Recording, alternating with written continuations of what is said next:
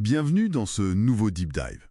Aujourd'hui, on se penche sur un truc assez spécifique, la fidélisation client pour le Wi-Fi public. Un secteur hyper concurrentiel. On a un document qui décrit une fonctionnalité, le bonus fidélité client automatisé. Alors, déballons ça. Qu'est-ce qu'un système de fidélité automatique peut bien avoir de si spécial pour du Wi-Fi? Notre source donc présente ça comme un moteur de croissance plutôt malin, intégré direct dans les portails de connexion. Notre mission aujourd'hui, décortiquer le mécanisme, voir pourquoi le doc dit que c'est révolutionnaire, et évaluer l'impact possible sur la concurrence. Alors, pour le client, le parcours est assez fluide en principe. Il achète son ticket Wi-Fi, normalement, et puis il y a un bouton « Bonus fidélité ». En cliquant dessus, il voit le total de ses achats, une sorte de cagnotte, quoi. Il voit aussi ses anciens tickets qui comptent pour le bonus. D'accord. Et le bonus lui-même, il arrive comment? C'est lui qui doit réclamer? Non, justement, c'est ça le point clé. C'est automatique. Dès qu'il atteint un certain montant d'achat, un seuil fixé par le fournisseur, disons 2000 francs par exemple, hop, une notification apparaît. Le client peut alors choisir un ticket Wi-Fi gratuit parmi une liste définie par l'entreprise. Ah oui? Et l'utiliser direct? Exactement, il le reçoit et peut s'en servir sans délai. Satisfaction immédiate. Et surtout, le document insiste là-dessus, zéro intervention manuelle pour le fournisseur. Rien. Ok, donc c'est cette automatisation à 100% qui est vue comme centrale, l'élément wow. C'est un des gros piliers, oui. Fini les cartes à tamponner, les codes promo à rallonge, les listes à vérifier à la main. Le fournisseur, lui, il configure les règles une seule fois.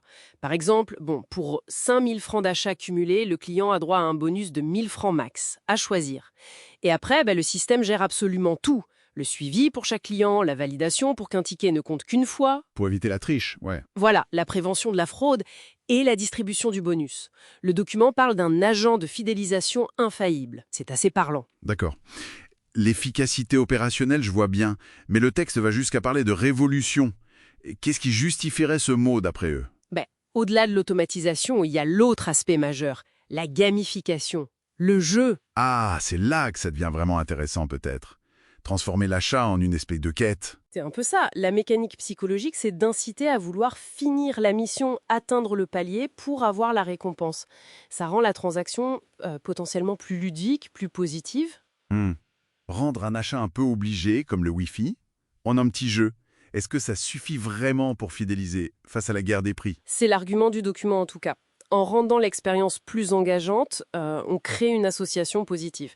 Et puis, le système est présenté comme intelligent. Il fait bien la différence entre un ticket acheté et un ticket bonus reçu. Un bonus, ça ne donne pas de points pour un autre bonus, évidemment. Logique, sinon ça tournerait en boucle. Exactement. Et il mémorise les tickets d'un client de façon sécurisée, même s'il se connecte depuis son téléphone, puis son ordi. C'est ce cumul transparent qui est censé ancrer l'habitude. Et du coup, quelles seraient les conséquences pour la concurrence, si on suit la logique de la source? L'avantage numéro 1, c'est la rétention client. Clairement, ça donne une raison très concrète de revenir chez le même fournisseur.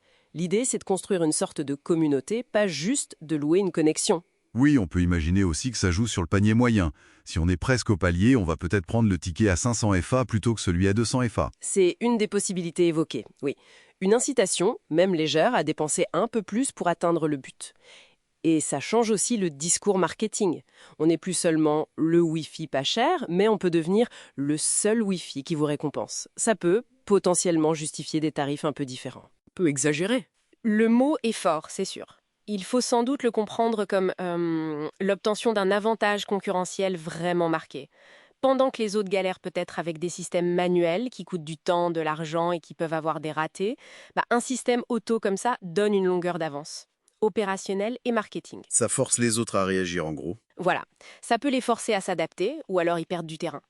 Le document suggère que ça change un peu les règles du jeu, ça crée une sorte de barrière à l'entrée, ou en tout cas à la compétition facile, et il ne faut pas oublier le bouche à oreille.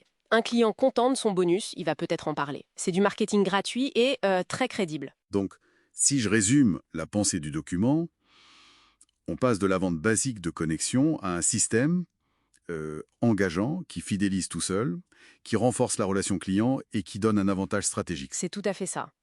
Et ça soulève une question intéressante pour finir.